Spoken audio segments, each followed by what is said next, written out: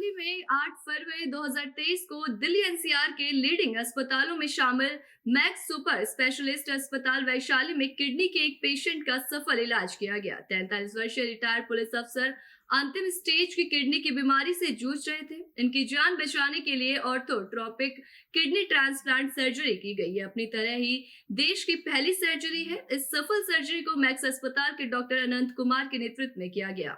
उनकी टीम ने डॉक्टर मनीषा दस्सी, डॉक्टर शैलेंद्र गोयल, डॉक्टर विमल दस्सी और डॉक्टर उपवन चौहान शामिल थे, जिन्होंने मिलकर ऑर्थोट्रोपिक किडनी ट्रांसप्लांट सर्जरी की। ये केस बहुत ही चुनौतीपूर्ण, बेहद जटिल और संवेदनशील था। जो कि किडनी डोनर थे, उनके गुर्दे फैल गए थे और मरीज की किडनी पूरी तरीके से ब्लॉक हो चुकी थी। सर, मैक्स हॉस्पिटल वैशाली ने देश की पहली ऑर्थोट्रोपिक किडनी ट्रांसप्लांट सर्जरी की है। किस तरह की ये सर्जरी थी और किस तरह की समस्याएं आपके सामने आई थी? इसमें दो प्रॉब्लम थी। तो डोनर के अंदर एक एनेरिज्म था। इस केस में यूनिकनेस यही है कि डोनर को भी ठीक कर दिया गया, उसके एनेरिज्म को रिपेयर किया गया, एनेरिज्म को वाली किडनी निकाल करके रिपेयर करके और ऑर्थोट्रोपिक ट्रांसप्लांट किया गया, क्योंकि पेशेंट की सारी खून की नली खराब थी। एब्डोमिनल एओर्टा खराब था, कॉमन इलियक, और इनके पैर का भी ऑपरेशन होना है। और इनकी केवल जब सारी जांच की गई तो एनजीओ में ये पता चला कि केवल स्प्लीनिक आर्टरी इनकी पेटेंट है और स्प्लीनिक आर्टरी की डुअल ब्लड सप्लाई होती है। तो अगर हम दो खून की नली किसी पर एक ले रहे हैं तो दूसरा वो स्प्लीन खराब नहीं होती। तो फिर हम लोगों ने, और स्प्लीन जो है पेनक्रियास के अंदर से होकर निकलता है, तो उसको निकालना भी आसान काम नहीं होता। तो हम लोगों ने स्प्लीनिक आर्टरी को निकाल करके ऑर्थोट्रोपिक ट्रांसप्लांट किया। यूजली जो किडनी ट्रांसप्लांट होता है वो राइट इलियक फोसा या लेफ्ट इलियक फोसा में होता है, और जो ख़राब किडनी है उसको हम निकालते नहीं हैं। बट हमने इनकी लेफ्ट किडनी निकाली और यहीं पर ये किडनी लगाई। स्प्लीनिक आर्टरी से रीनल आर्टरी को जोड़ा, रीनल वेन से रीनल वेन को जोड़ा और यूरेटर को पेशेंट के नेटिव यूरेटर से जोड़ा। तो ये ऑपरेशन इसलिए मुश्किल होता है कि ये किडनी बहुत डीपली सिचुएटेड होती है। पहले तो आप ख़राब किडनी को निकालो, फिर स्प्लीनिक आर्टरी को पेनक्रियास से डिसेक्ट करो और फिर उसको रीनल आर्टरी से लगाओ। तो it's a difficult operation, very challenging operation. And more challenging was तो डोनर की किडनी निकालो और उसकी रीनल एनेरिज्म में 3 आर्टरी खुल रही थी, उन तीनों को उसमें फिर से फिक्स करो। और ये आर्टरी बहुत छोटी होती है, 1 मिलीमीटर 2 मिलीमीटर। तो हम लोग लूप पहन के करते हैं जिसमें 4 टाइम्स मैग्नीफिकेशन है। डॉक्टर साहब, जो डोनर था, सबसे बड़ी परेशानी जब आई, जो डोनर किडनी डोनेट करने वाला था उसकी भी खुद हालत ख़राब थी। नहीं, उसकी हालत ख़राब नहीं थी। डोनर को पता ही नहीं था कि उसको एनेरिज्म है, और ये एनेरिज्म अगर किसी स्टेज पे फटा तो पेशेंट की डेथ हो सकती। मेडिकली तो आपको पता चल गया? जब उसके एनजीओ किया तब हमें पता चला, और वो अभी 2 सेंटीमीटर का था। तो जब 2 सेंटीमीटर से बड़ा होता है तब फटता है। तो उसके पहले फटे, हमने वही किडनी निकाल के एनेरिज्म ऐसी जगह सिचुएटेड था इसमें मल्टीपल आर्टरी उसमें ड्रेन कर रही थी। तो उसको एनेरिज्म को करना, सारी आर्टरी को रिपेयर करना, 1.5 आवर तो उसकी आर्टरी को रिपेयर करने में लगा। और उसके बाद हमने उसको वो किया। हमारे पास उसकी फ़ोटो भी है, अगर आप लोग चाहें तो हम आपको फोटो दे सकते हैं। जी ठीक।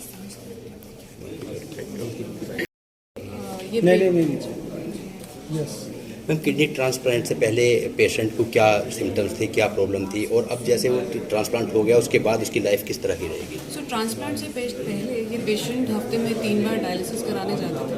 हर डायलिसिस में बीपी इनका बहुत ज़्यादा शूट करता था या ड्रॉप करता था। दूसरी चीज़ है कि पैरों की नसें भी बहुत ख़राब थी, तो इनको पैरों में बहुत दर्द रहता था और ये बहुत ज़्यादा चल भी नहीं पाता था। ऑलमोस्ट हर चीज़ के लिए सपोर्ट की ज़रूरत थी। डायलिसिस के अगले दिन भी मोस्टली बेड रिडन ही रहते थे, बेड पर रहते थे। ट्रांसप्लांट के बाद अब ये चेंज हुआ है कि ये खुद चल के हॉस्पिटल में अपना फॉलोअप कराने आते हैं। डायलिसिस की कोई ज़रूरत नहीं है, भूख ठीक लग रही है, खाना ठीक खा रहे हैं, चल फिर पा रहे हैं, एनर्जी लेवल्स अच्छे हैं। एक और एडिशनल चीज़ ये हुई है कि जो पैरों में दर्द रहती थी वो ठीक हो गई, पूरी तरीके से ठीक हो गई।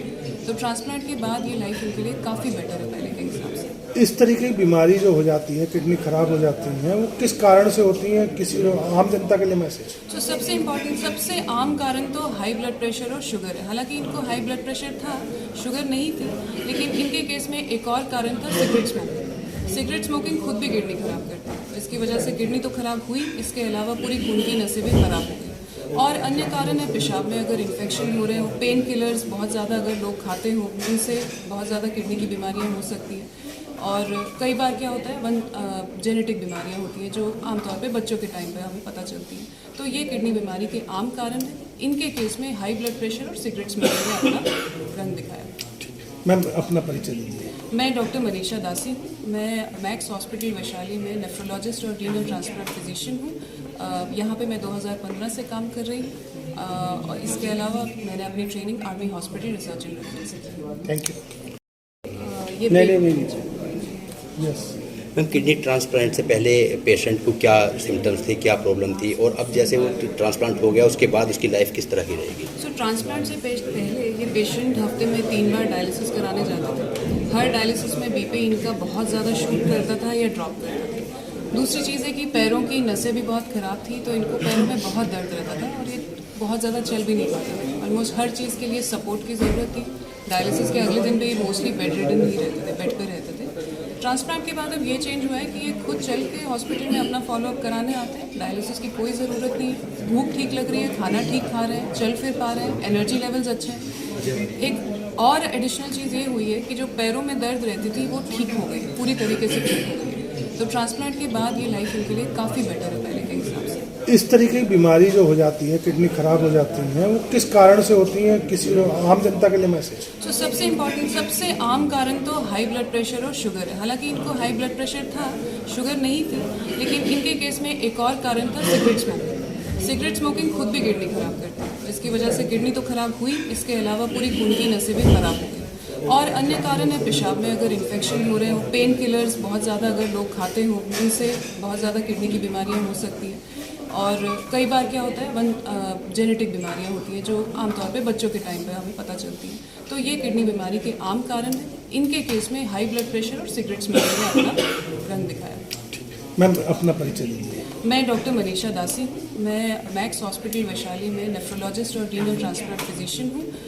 यहाँ पे मैं 2015 से काम कर रही हूँ और इसके अलावा मैंने अपनी training army hospital research and reference से की। Thank you.